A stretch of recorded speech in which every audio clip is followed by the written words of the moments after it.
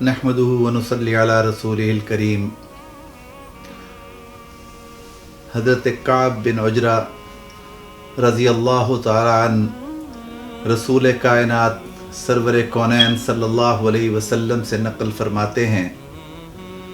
हज़रत काब ने फरमाया कि एक दिन जनाब इमामुल अंबिया ने हमें ये हुक्म दिया कि थोड़ा मिंबर के करीब करीब आ जाओ। फ़लम्मा हज़रना, जब हम मिंबर के करीब आ गए तो जो रसूल कायनात सल्लल्लाहु अलैहि वसल्लम मिंबर पे तशरीफ़ ले जाने लगे, जब आपने पहली सीढ़ी पे कदम रखा तो फरमाया आमीन। फ़लम्मा इर्तक़ा दर्जत सानिया, जब आप सल्लल्लाहु अलैहि वसल्लम ने दूसरी सीढ़ी पे कदम रखा तो फिर आपने फरमाया आमीन।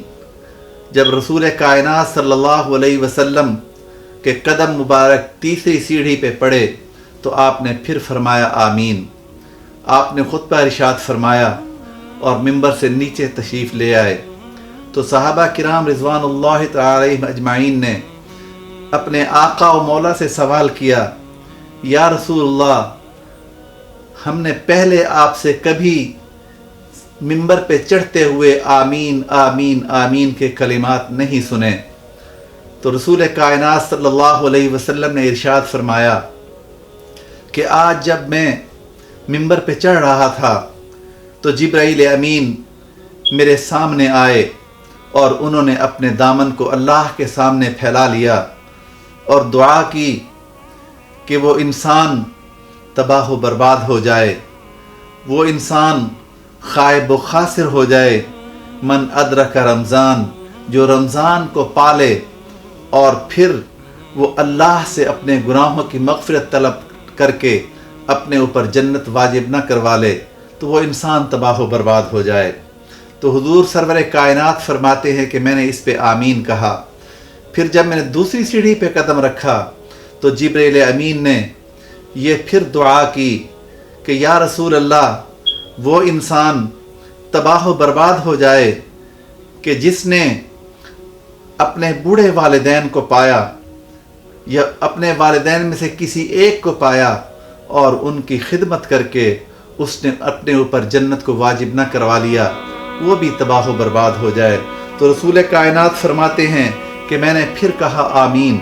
जब तीसरी सीढ़ी पे रसूल कायनात सल्लल्लाहु अलैहि वसल्लम ने कदम रखा तो जिब्रील अमीन ने यह दुआ की कि या रसूल अल्लाह, वो इंसान तबाह व बर्बाद हो जाए कि जिसके सामने आपका नाम नामी इसमें गिरामी लिया जाए, आपका नाम उसके सामने आए और वो आप पे दरूद व सलाम का तोहफ़ा न भेजे, वो भी तबाह व बर्बाद हो जाए। तो आका कायनात ने इस दुआ पे भी आमीन कहा।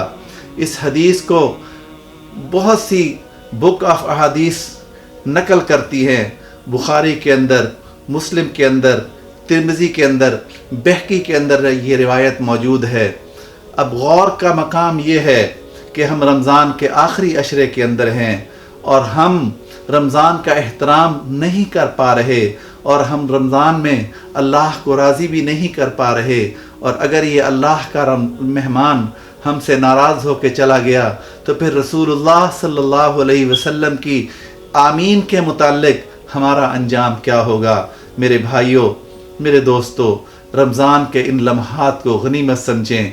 रमज़ान की इन घड़ियों को अपने आप को अल्लाह के लिए वक्फ़ कर दें और अल्लाह से मांग लें। अपने गुनाहों के बोझ को अल्लाह के सामने डाल दें और अल्लाह को राज़ी करने के लिए अपने आप को तैयार कर लें और अल्लाह से मांग लें कि अल्लाह इस रमज़ान में हमारे गुनाहों को मुआफ़ कर दें। हमारे मांगने के अंदर तो देर हो सकती है लेकिन उसके देने के अंदर कोई देर नहीं।